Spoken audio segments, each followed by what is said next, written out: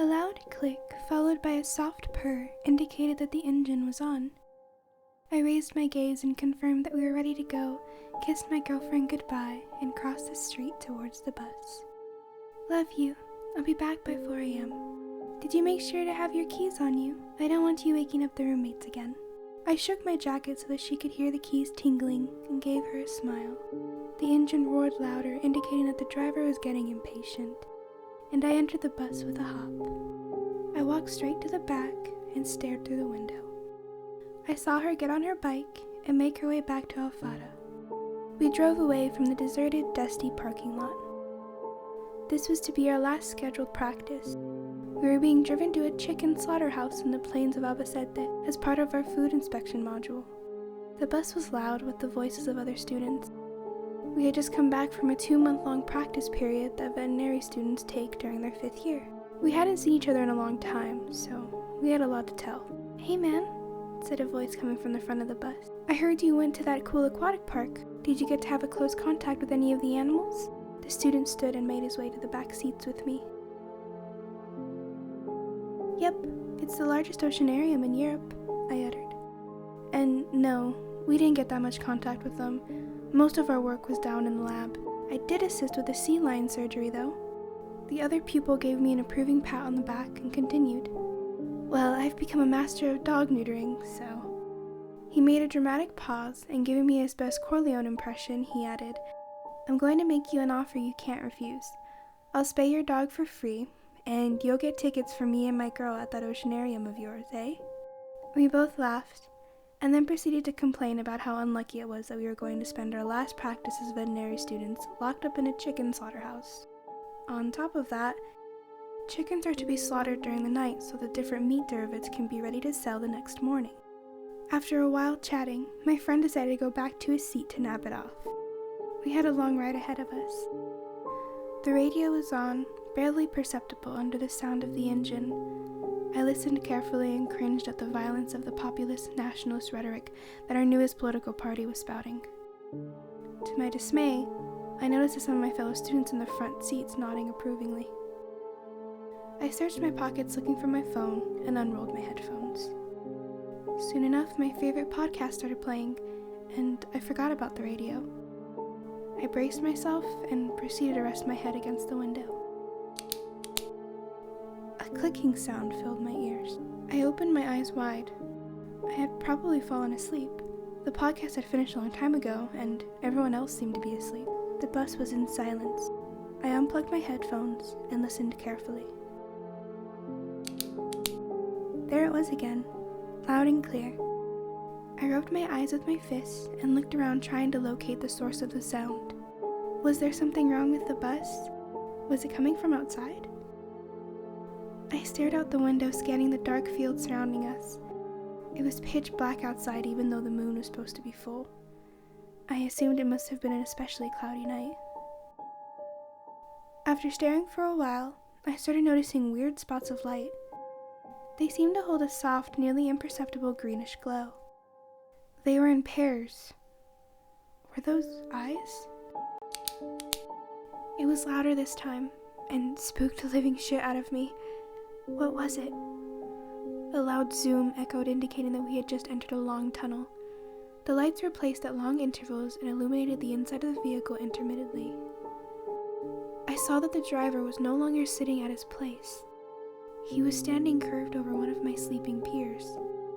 I freaked out. "Get back to the wheel," I tried to shout. "You're going to get us all killed." But no sound came out. I tried to move, go shake him, take the wheel, anything, but I couldn't move a single muscle. I was pinned to my seat. This time, I knew where it was coming from. The bus driver, still hunching over the front seats, contorted violently while making that loud clicking sound. He rose with a violent move, standing in a very straight and unnatural position, and turned his head towards me. The bus was left in the dark for a few seconds. I believe I perceived him advancing at an extreme speed, using all his limbs in a spider-like fashion. When the lights of the tunnel made it possible to see again, he was standing directly in front of me. The most disgusting smile I had ever seen splattered across his face. It was all wrong. mouth impossibly wide, no nose, greenish eyes with no pupil, and no iris, and a sickening yellow-orange glow across his skin.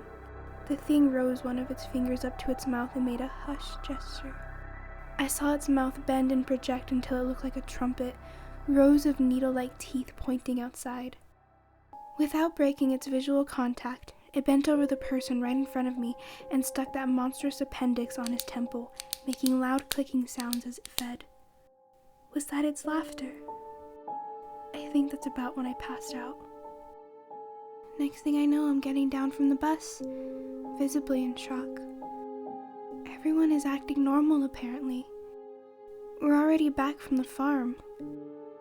I turn back to look at the bus driver, and he winks at me while closing the door. At that point, he looks normal again, but I'm pretty sure of what I've seen.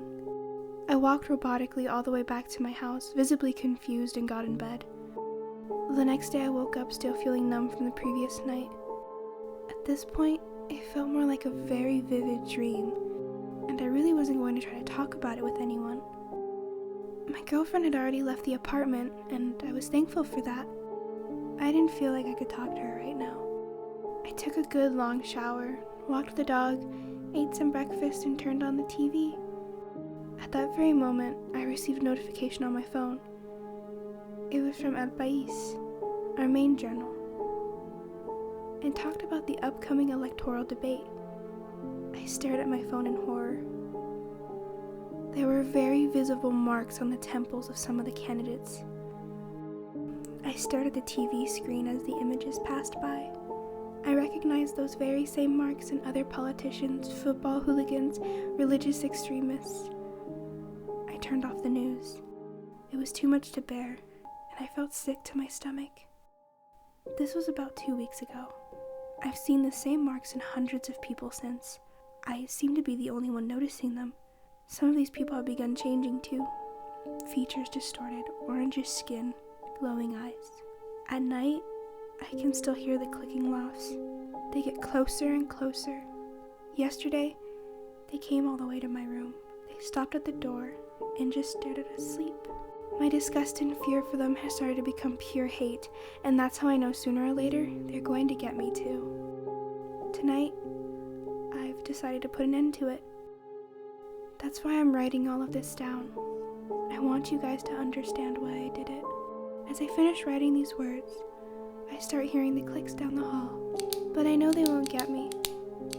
There's no more insulin on my pen, and I'm already starting to feel dizzy. I'll be gone by the time they get here.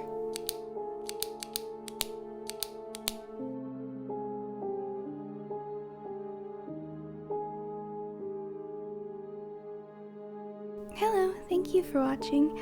I hope you enjoyed this story. It was written by P.G.D.M, and I also have quite a few stories in line to be uploaded very soon.